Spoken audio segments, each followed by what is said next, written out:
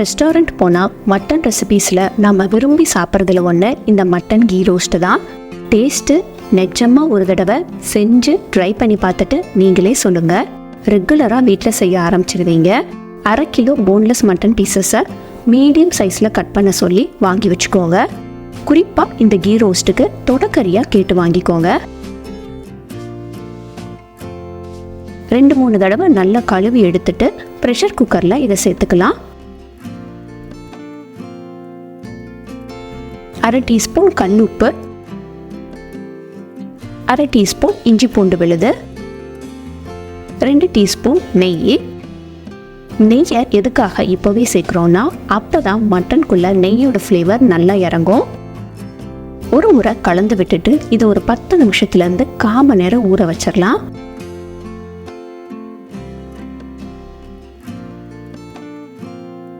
அரை கப்பு தண்ணி விட்டு 4 விசில் விட்டு எடுத்துக்கலாம். இல்லைன்னா 1 விசில் வரையும் ஸ்லோ பண்ணி 10 நிமிஷம். 1 இன்ச்சு பட்டை, 3 ஏலக்காய், 3 கிராம்பு பொடிச்சு எடுத்து வச்சுக்கோங்க. இதுதான் நம்ம யூஸ் பண்ண போகிற கரம் மசாலா. மிக்சியில் போடாமல் இப்படி இடித்து எடுத்துட்டு ஏலக்காவோட தோலை மட்டும் ரிமூவ் பண்ணிக்கோங்க. இது ஓரமாக இருக்கட்டும். இப்போ மசாலா ரெடி பண்ணிடலாம். மல்லி விதை 1 டேபிள் ஸ்பூன் சேர்த்துக்கோங்க. மிளகும் சீரகமும் 1/2 டீஸ்பூன் சேர்த்துக்கோங்க. 4 காஷ்மீரி மிளகாய் எடுத்துருக்கிறேன். காஷ்மீரி மிளகாய்க்கு பதிலாக நார்மல் வர மிளகாய் கூட நீங்கள் யூஸ் பண்ணிக்கோங்க. காரத்துக்கு ஏற்ற மாதிரி போட்டுக்கோங்க. 3-4 நிமிஷம் மீடியம் ஃப்ளேமில் பொன்னிறமாக ஆகிற வரைக்கும் வறுத்துட்டு தட்டுக்கு மாற்றி ஆற விட்டுறலாம்.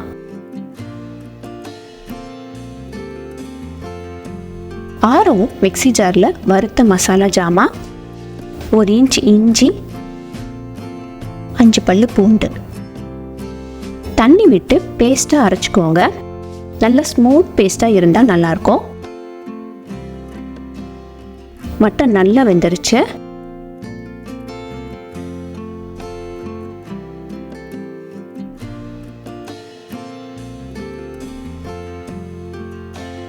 சாஃப்டாக வெந்து வந்துருச்சு. தண்ணியை ஸ்ட்ரெயின் பண்ணி மட்டனையும் தண்ணியையும் தனித்தனி பவுலில் எடுத்து வச்சுக்கோங்க.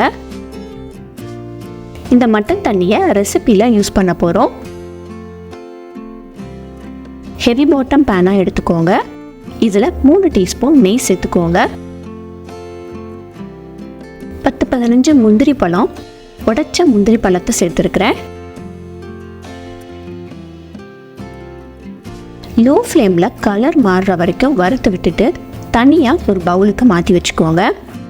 இது இப்போ ஓரமாக இருக்கட்டும். இதே நெய்யிலேயே மட்டன் பீசஸ் எல்லாத்தையும் சேர்த்துக்கோங்க. 3-4 நிமிஷம் லோ ஃப்ளேமில் வறுத்து விட்டுக்கலாம். வறுக்க மட்டனோட கலர் சேஞ்ச் ஆகிறத நீங்கள் பார்க்கலாம். இப்போ இதில் 2 கொத்து கருவேப்பிலை போட்டு மறுபடியும் 3-4 நிமிஷம் வதக்கி விட்டுக்கோங்க. வதக்கிறதுக்கு எல்லாமே லோ ஃப்ளேமாக யூஸ் பண்ணிக்கோங்க. அரைச்ச மசாலா பேஸ்ட்டை சேர்த்து விட்டுக்கலாம்.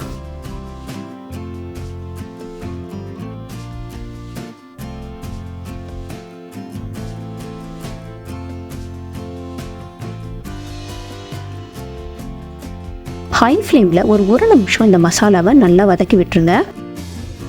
கொஞ்சம் பிடிக்கிற மாதிரி இருக்கும். அப்போது ஃப்ளேமை லோக்கு மாற்றிடுங்க.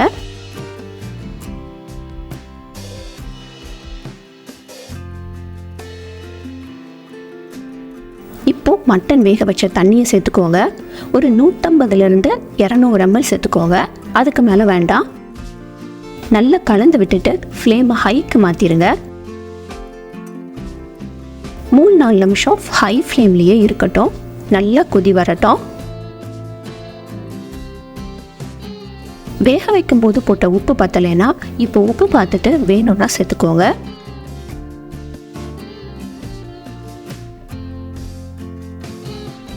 ஒரு டீஸ்பூன் நெய்யும் சேர்த்துக்கோங்க.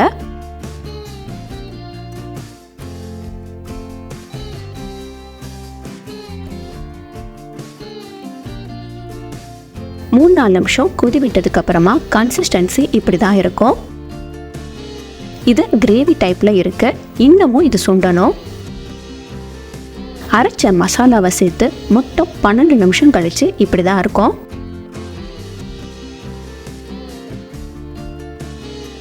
இதில் இப்போ வறுத்த முந்திரியையோ 2 பச்சை மிளகாவையோ விதையை நீக்கிட்டு சேர்த்துக்கோங்க. லாஸ்ட்டாக ஃபைனலாக 3-4 நிமிஷம் ஃப்ரை பண்ணிட்டீங்கன்னா மசாலா மொத்தமும் ட்ரை ஆகிடும்.